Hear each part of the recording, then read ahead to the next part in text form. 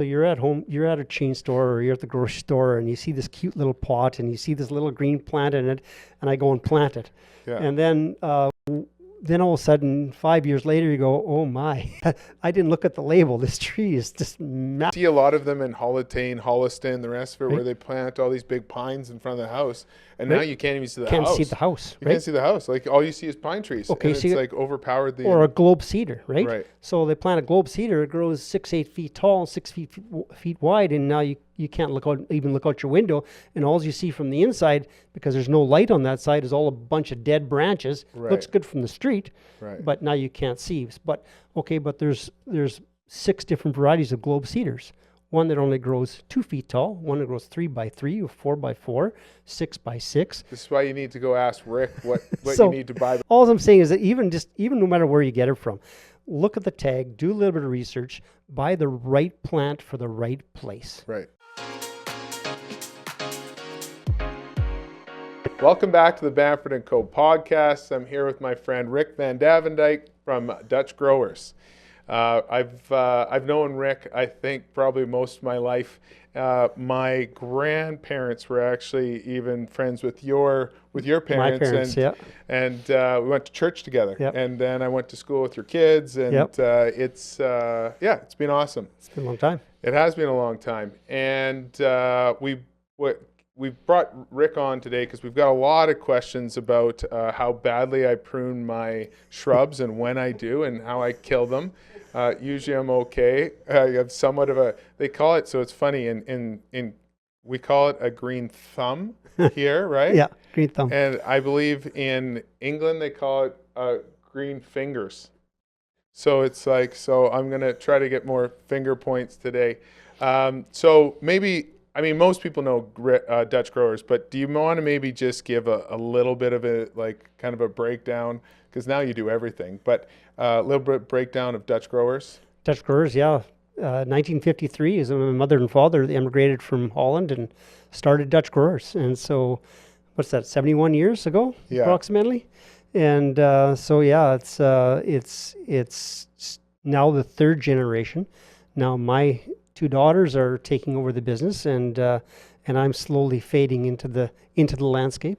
Right. And But and you like to work hard, so will you ever really go away? I'll never. It'll be more fun just to play now. Right. And just to be able to do the things like these kind of things, you know. Right. So this is the fun things, and interacting with the customers rather than doing all the daily chores of ordering or staff scheduling and all those kind of things. Now I can just play. Right. Awesome. Well, I'm glad that you think this is fun. So Yep. we're off to a good start There you go. then. So we were thinking when we were looking at adding value to our clients and to people that have homes, we're trying to figure out, okay, what are the different things that we can give them information on? And landscaping and their yards are probably one of the biggest things that we can probably kind of offer them. And so another thing that I was looking at too is that last year I waited until I think there was buds on my shrubs, and it worked the year before to be able to cut them all down. Prune them, yes. Prune them, sorry, not cut them, prune them. Yeah, I think I cut them. I didn't even prune Trim them, Yeah, prune them, whatever, okay. cut them. It's all fine. I appreciate it. It's all good. And it was too far in the spring, and I think I killed one of my plants. So hopefully it grows back. But what would be your suggestions on either the fall and how late in the fall? Because that's the thing I don't know. And then on the other side, how early in the spring? Well, the first thing is educating on what kind of plants you have. Okay, because you got to know I what should have brought my list. Sorry, I what's apologize. in your yard, because there's early blooming shrubs first of all. Okay, and so early blooming shrubs is things like your double flowering plum, which blooms pink flowers like crazy in the spring before the leaves come out.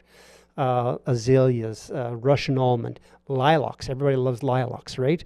And so if you prune those in the fall, cut all the flowers off because they set their buds in the fall. Oh. So it's your best time to prune those early blooming shrubs is prune them right after they finish blooming.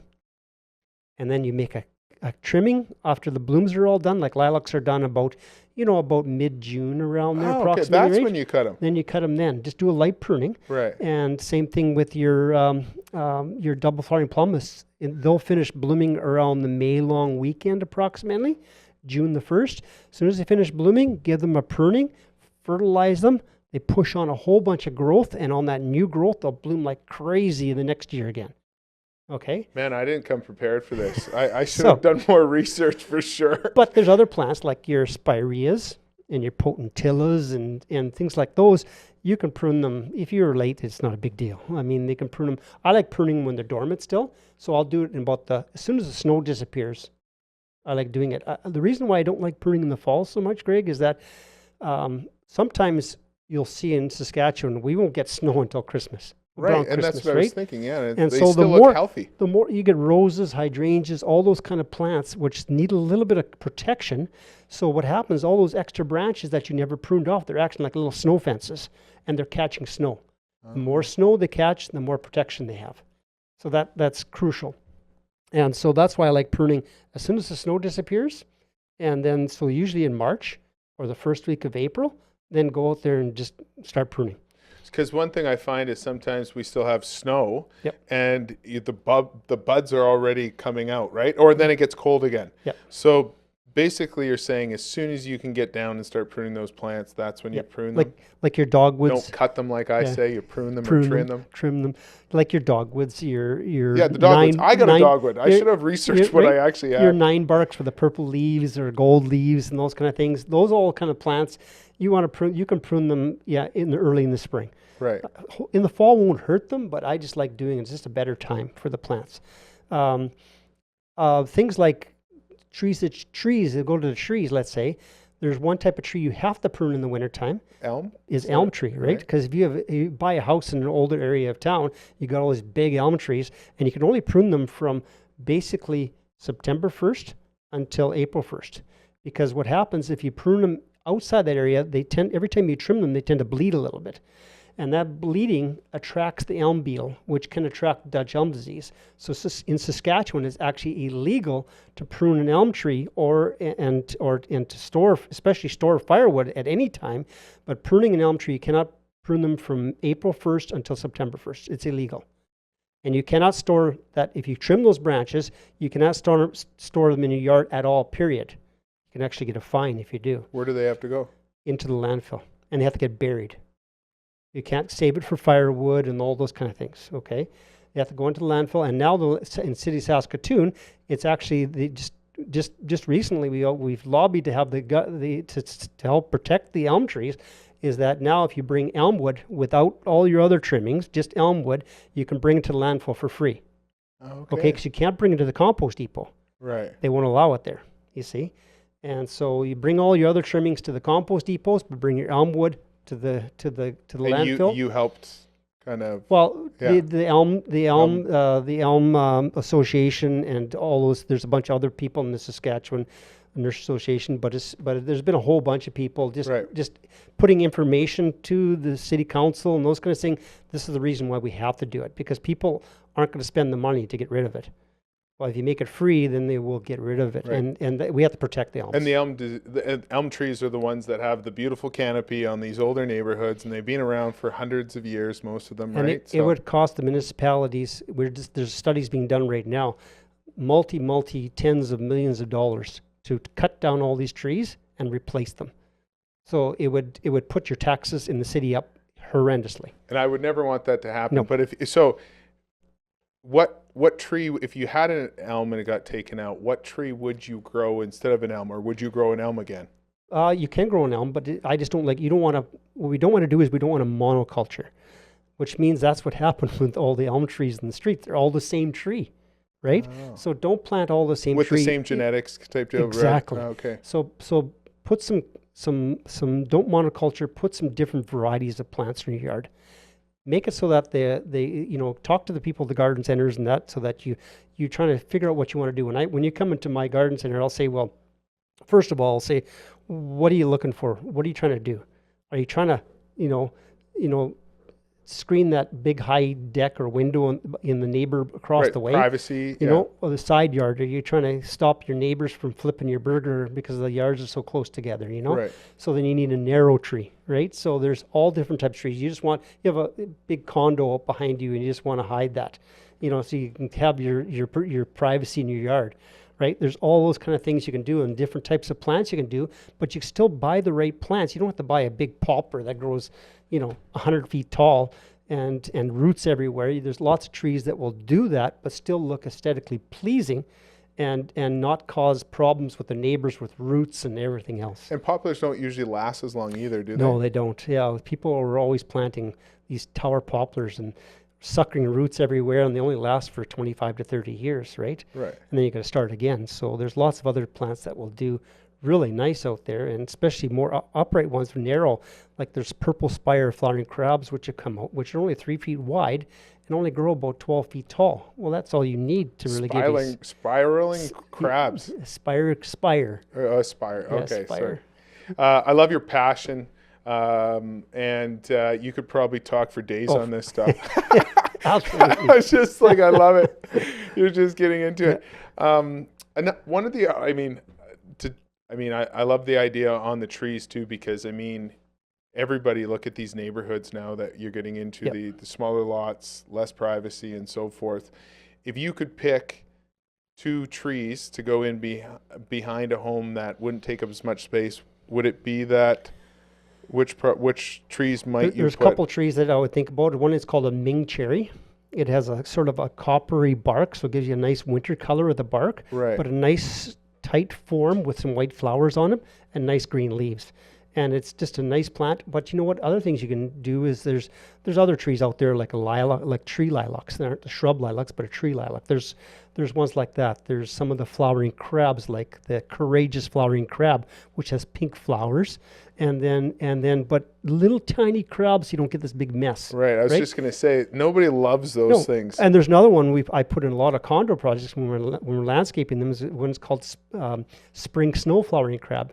Green leaves, tons of white flowers like a Mayday tree would. Like, remember this old Mayday tree? Tons of fragrant flowers. I'm going to say yes, but I have no idea what he's talking about. Maybe we could show a picture of this so I can learn too. The tree is barren, so it's no fruit. It's sterile. Perfect. So it's perfect tree for that, to give you lots of color in the spring, green leaves, but then you don't have all that fruit. And then there's new upright rocket maples, which give you the red color in the fall, but they're only narrow. And so there's a whole bunch of new introductions coming every year because, like we're seeing, people wanting either right now to either renovate their old yard, but they don't have a ton of space because they're fitting in things, or the new yards are small, they're tight. So there's a lot of trees being developed now to fit those tight spots. Oh, they're actually being genetically Parkland pillar birch is one. Okay, it's a birch tree that turns a beautiful golden color in the fall, but just grows upright, only 6 feet wide. So it's a perfect plant to be able to. So what would a tree, like how big of that, how tall of a tree would you suggest somebody buying, and what would the cost of that be? Basically, it'd be budget. Okay. They're available in every size. So he's basically saying expensive. Well, no, it could be anywhere starting off, let's say, for most trees at our garden center. Right, yeah. They start off at around $100. Okay, so that was okay. You could start off. And then they go all the way up to $500-$600. Right, okay. But that's a big tree. Right. It's a $500-$600. Okay, that's not as expensive as I was thinking then. So. And then so there's lots of different plants like that you can put in there that so just knowing, it's so many times, Greg, what people do is that a lot of times gardening is an impulse item. So you're at home, you're at a chain store or you're at the grocery store and you see this cute little pot and you see this little green plant in it, and I go and plant it. Yeah. And then all of a sudden 5 years later you go, oh my, I didn't look at the label. This tree is just massive. You see a lot of them in Holliston, the rest of it, where they plant all these big pines in front of the house, and now you can't even see the house. Can't see the house. You can't see the house. Like all you see is pine trees. Okay, and so it's like overpowered the. Or a globe cedar, right? Right. So they plant a globe cedar. It grows 6-8 feet tall, 6 feet wide, and now you can't look out your window, and all you see from the inside, because there's no light on that side, is all a bunch of dead branches. Right. Looks good from the street, but now you can't see. But there's 6 different varieties of globe cedars. One that only grows 2 feet tall, one that grows 3 by 3 or 4 by 4, 6 by 6. This is why you need to go ask Rick what you need to buy, but he doesn't want to work anymore. So you can ask somebody at the garden center their opinion. All I'm saying is that even no matter where you get it from, look at the tag, do a little bit of research, buy the right plant for the right place. Right. It's a great point. Yep. That goes into a little bit of what we were talking with a lot. We're working with a lot of clients that are moving into new properties and buying in the new areas, or moving out to, I guess, building new acreages and so forth that aren't landscaped. Yeah. As you said, a small tree costs $100, a larger tree costs $600. That adds up pretty fast. Yeah. What if someone's looking at, and I guess it all goes into budget, but I mean, if you're looking at to get it professionally landscaped, what could you do? And I'm just kind of pulling this from, like, is $50,000 a lot to be able to do landscaping, or what do you get for that? It all depends on whether you're talking about hard landscaping and soft landscaping. Soft landscaping is the green stuff. Okay. Okay, hard landscaping is your pathways and retaining walls and all those kind of things, right? Okay. So it all depends on what you're doing, what kind of, how far you want to go. Right. You big patio and all those kind of things. There goes your 50 Gs. Then all of a sudden there goes that. You don't have any soft landscaping anymore. No. So it all depends. I mean, but if you're going to, what I'm always telling people, if they're doing soft landscaping mainly, because a lot of people when they move into the house, they're also thinking about, first of all, is that I want to put my driveway in. Right. I want to put my fence up. Yep. Right. And then I want to get some grass down because I'm just tired of the kids running through the dirt. Right. Yeah. For right. Sure. Basically. Yeah. And so think about all those things. But before you do anything, make sure that you've had either if you can figure it out yourself or get somebody in that can help you out with the grading of your property. We were just talking about this earlier. Yeah, that you said that's the biggest because issues. If you pull the turf down, and I've seen so many where I've gone and did some consults where the grass had to be torn up again because they didn't let a couple things. They didn't let the house settle first, right around the foundation. So how long do you think, as for a landscaper? Yep. Because that's more of the hardscaping side, or that's for your driveways, your pathways, even if it's block or brick. How long do you think you wait? And that's hard for some people because they want it done immediately, right? There's two ways you can do it. If you're just going to wait for nature to do a thing, it's about 2 years.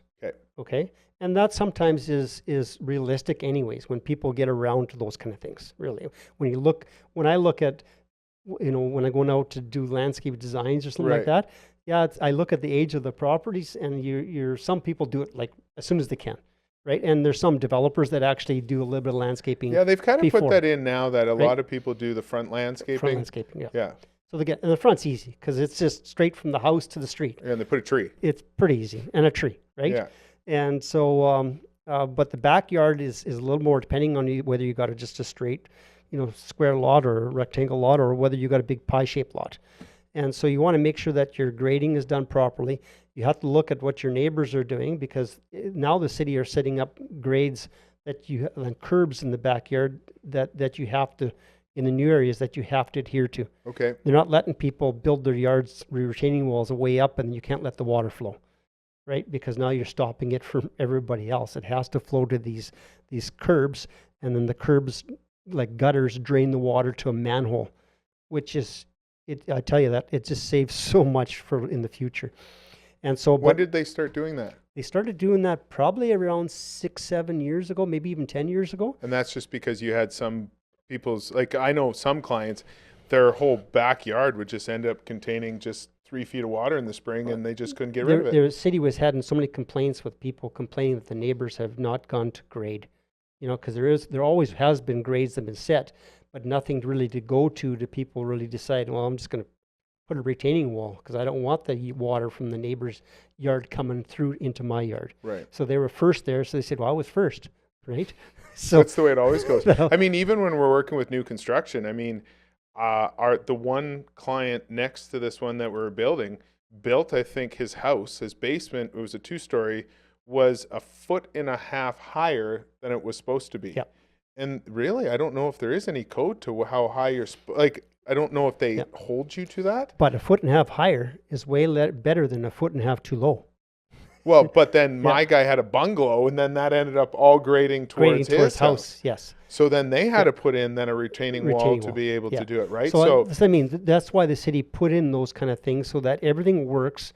So it's like a good neighbor situation, right? Right. And that's what you want. Like you want the water to be able to run. But if you don't set it up, if you don't build your house high enough, though, you won't make it to the back fence because it's too flat. and now you got water sitting all the time, right? And then the trees sometimes And get then- oversaturated and then they the die. it settles around the house or settles underneath the deck, and then actually the water's running into your house. So you're saying the one thing was let it settle for 2 years. What was the other option? Well, the other option you can is like plunk in a. take a root feeder, Okay. right? And that's what I always do, is take a root feeder and slowly, because you don't want to flood your basement, but you can put enough water down and move it enough that you settle it down quicker. And how far away from the house would you You're put gonna that in? you're gonna be Just putting everywhere. You're gonna be everywhere. Okay. Yeah, I had to dig up my front yard one time because I had to replace a water line coming into our house. There's a brand Okay. new line, but it had a pinhole in it. Right. And that was a brand new yard in Lakeview way back when. But my driveway, everything sunk down, so I just sunk everything in and settled everything down. I did it within basically a month. I had it down to where it was supposed to be, so it didn't settle in again after that. There we go. We're learning a lot today with Yep. Rick from Dutch Growers. When is the best time to, I guess, okay, we can even go more into the development side.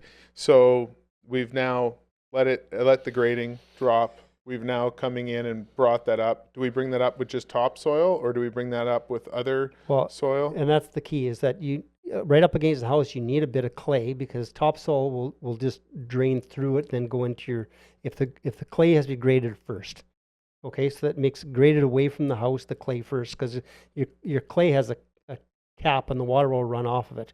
But if you're low already and you just fill it full of topsoil, the water just runs through the topsoil and hit that clay and still run toward the house. This is not funny, but kind of hilarious, because I know that there's nobody that just goes and be like, where can I go find that clay I know. to be able to put it around the house? Because now they're just filling it. Like, I'm thinking about 20 years of experience of building new homes.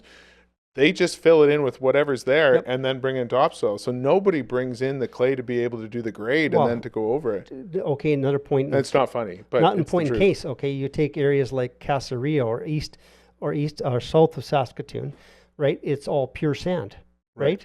And so what I did with my yard, what I did with my yard is I brought in clay, I capped it, and then I brought in 6 inches of topsoil on top of the clay. Now I didn't have to water my lawn so much, Right. because my lawn was always dry before that, right? Because it was releasing through to It the was just sand and right, it's the gone. sand. It was just drying out. Yeah, it's weird. Stonebridge, you could be in a place that the Yep. sump pump turns on 30 times a day, or you get it Yep. to where you're good and it just drains away. Preston Avenue, if you go north-south, anything west of that is sand, and anything east of that is clay, and See, heavy clay. It's interesting. I remember I used to drive over Preston, over the train road tracks, Yep. and on either side, it was just basically just sloughs. Yep.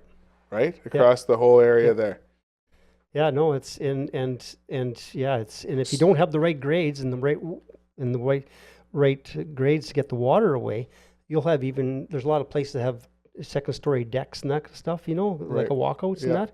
Then all of a sudden, even your piles will start lifting in that, because moisture and clay and minus 40 weather don't That's why equal. the concrete, you shouldn't attach the concrete to those pillars, because Yep. it should be able to move, To but move. not everybody does that. Yep. And then it cracks your, But in my daughter's yard, let's say in Stonebridge, backing onto one of those parks, with lake and that, we actually put in a 6-foot deep culvert or pipe into the ground, and I put a sump pump in there for the summertime, because they couldn't grow any trees in the backyard, because the water table was so high, it just kept pumping. see, not everybody has a Rick though. That's Yeah. the problem.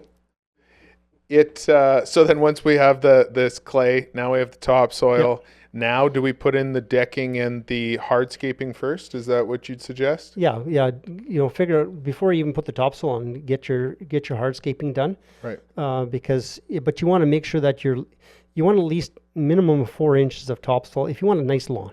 If you don't care about your lawn, most contractors and that will put 2 inches of topsoil. I mean, the competition for lawn value isn't the same as it used to be, but at the same They're time, still there. there's It's quite still some amazing. people that do care, right? And you're going to use a lot more fertilizer and everything else to keep it, right? Right. But if you put 4 inches of topsoil, you'll have a way nicer lawn.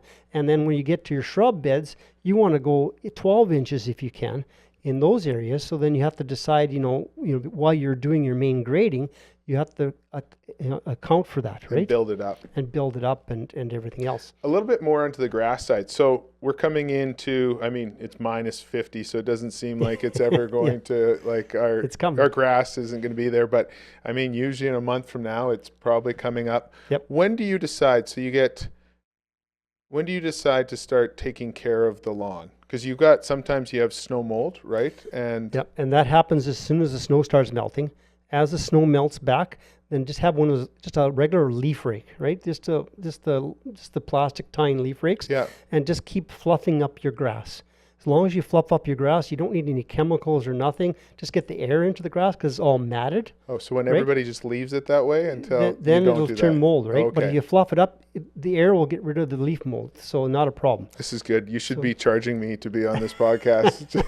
I'm just saving money and going to just have the greenest lawn ever. It's not hard, you know. And then when you're doing when you want to go and do your raking and that kind of stuff, wait until you can. I always say, do the sock test. Okay, if you can walk out the sock test. If you can walk out with your sock feet and your feet aren't wet, yeah, you know, and it's dry enough, then you can go and rake your lawn. So are you good at judging this sock test right now, or do you usually get wet feet with your socks? Well, sometimes you get wet feet. Yeah, but, I mean, it's pretty but good. I mean, you can throw them in the wash. If it's a little bit damp, it's okay. Yeah. Socks you can wash, right? But that's a good way, because if they're really wet, you're just going to rip the roots out. Right. If you're going to do a dethatching, let's say, right? A good raking in the spring. And so just wait till at least you can walk on with your sock feet and it's not wet, you know, and then that won't make your feet soaking wet. Then you go out there and rake it and get it ready. Now, though, one thing about it is getting rid of those leaves when it's snow going back. Leave the leaves in your shrub beds. Don't clean them up right away. In the fall or in the spring? In the spring. So you should leave them in the fall then? You leave them. Well, you can leave some in the fall. Yes, absolutely. Okay. How many do you leave in the fall? As much as there is there. Okay, you just don't clean them out. The reason why is because we have beneficial insects like ladybugs and all that kind of stuff. I love ladybugs. They're all hibernating in there, right? And so what happens is that if you clean all that up, there's no place for them to protect themselves from the cold weather, right? I still got a ladybug in my house. There you go, right? Perfect. Put it on your houseplants. Yeah. Right? I do, and it just keeps on crawling under me. I'm like, how does this thing keep on finding me? I have no idea. Great. No, but and then when you can remove that leaf clutter is once the leaves start popping out of the shrubs. As soon as the leaves start popping out of the shrubs, then we have an insect called an aphid will come out, and then all of a sudden, then the ladybugs will move up and start eating on those aphids right away. Okay, because I kind of remember aphids aren't good. I don't like aphids. You don't want aphids. No, so as soon as you got leaves popping out, and that won't take very long once the snow's gone, and then clean up around your shrub beds. Okay. But if it's on the grass, take it off as soon as you see it, fall or spring. That's awesome. I mean, we've covered a lot. I had so many questions, and I don't even know if I asked one of them. So okay.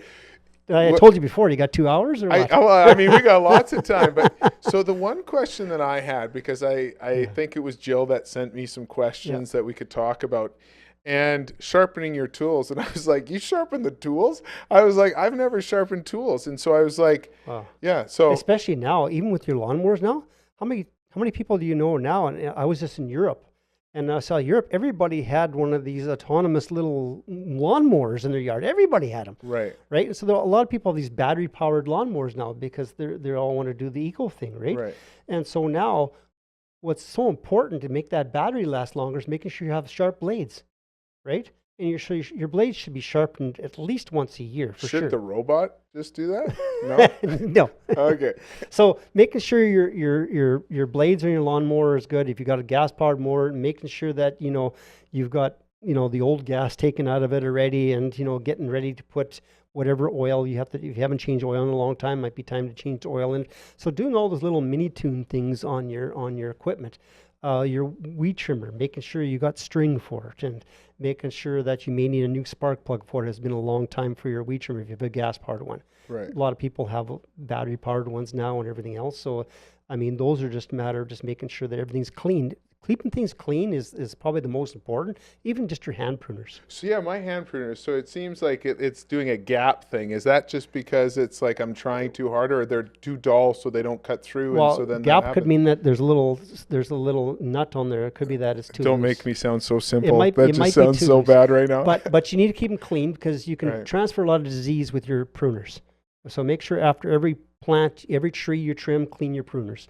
And they're easy to do with some just rubbing alcohol or some bleach and water or whatever. If you use bleach and water, what I always tell, even when you put away your pruners for the winter time, just take some canola oil or some olive oil. Put some vegetable oil on your pruners. That'll keep them good forever. They'll actually, I have a pair of pruners of Falco's that I've had my dad started with yet. Really? As long as you keep them in good shape, they'll last for a long time as long as you have a good pair of pruners. But keeping them sharp, because if you make a dull, you know how it's hard to cut with a dull one, but you're also not cutting the wood Well, nice. I do, because I've never sharpened any of my outdoor tools. But a dull one will it'll almost flatten the wood, right, a little bit, Yep. and then your ends won't heal properly. So if it's a nice clean cut, you'll have a lot better healing, and you won't get insects and disease and that kind of things. It's like having a scab on your hand, and you've got to keep it clean so it doesn't get infected. Right. Same thing with a plant. Well, Rick, this has been awesome. I mean, I've learned a lot. I know that you're on a lot. You've been on TV shows, you've been on radio. Yeah. You've got a lot going on. Is there anywhere that people can go and find out more information like this that you provide? Because it seems like you've got a lot of good knowledge to be able to give. Like, does Dutch Growers have a website that you can go to? Just go to dutchgrowers.com, or we have some Facebook and Instagram pages as well. And all your social media stuff, and you're giving all these tips. We have staff that are we're putting together videos all the time on how to prune, how to plant, how to do all those kind of things. Right. And so we have quite a few, how to put together containers. Containers are being a big thing right now because people want to even do a lot of gardening because food's getting expensive, right? Right. Even to buy fruit, I mean, look at all the things that are happening now. And with, we're talking about tariffs and everything else, it's going to be even more expensive coming up. So people are planting more and more gardens. We've never sold so many seeds in January, garden seeds that people are going to plant out next April and May. We've already sold in January already. It's been incredible because people really want to be on top of that to be able to plant their own fresh, that they know where it came from, produce that they can actually eat, and they know where it came from. Right. Those are good points. I mean, to be honest, the only time I start thinking about planting things is usually getting closer to Mother's Day, because that Mom and I usually go and buy all of our plants together and then start planting, right? So it's good to think about these things way ahead of time. And people aren't putting the traditional gardens in like Grandma and Grandpa used to do. Well, right? my house, I live in my grandparents' old house, and they used to have a massive garden. Massive gardens. You don't see that anymore, but now they're starting to put little raised gardens, called square foot gardening. Right, so they're raised up a little bit, and they're put the. For us younger people, we need raised gardens. Raised gardens. The reason they don't want to go down our grandparents got older is because Grandma lived to 102, and it's because she was getting down on her hands and knees. Right. Yeah. But it's time, and making things so even the square foot gardening, it just makes it so that you don't have so much maintenance either. And so it's easier to maintain and that kind of stuff. And that's where yards are coming in. We're seeing that a lot. People are putting mulches in even more now than ever. And things because they want the yard, they want to enjoy the yard, but they don't have time. Right. They just the kids are going every which direction, and they're going to sports and everything else. And so music, whatever they're doing. And so they just want a beautiful yard, but the least maintenance as possible.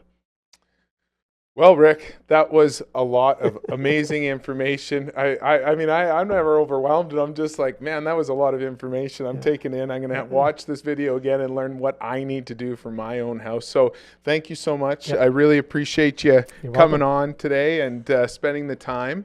If anybody else wants to learn more about it, again, follow Dutch Grower social media. Follow us at Bamford & Co. as we continue to offer great advice on people buying and selling, and then also landscaping properties. So thanks a lot, and have a great day.